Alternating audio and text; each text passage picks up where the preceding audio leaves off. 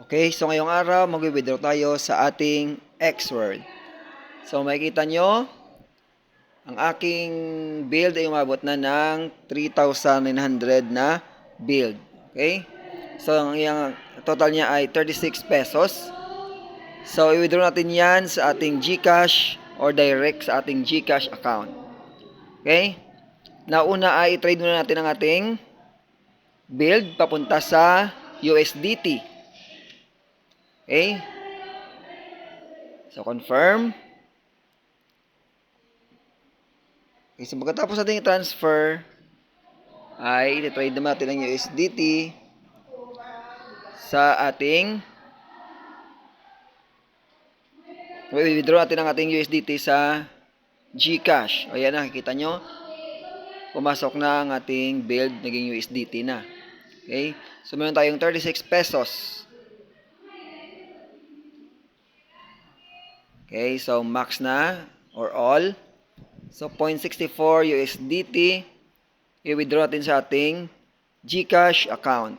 Okay?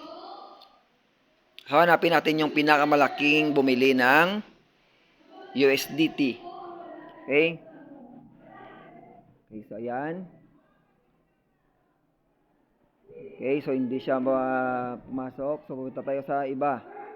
Tayo sa withdraw.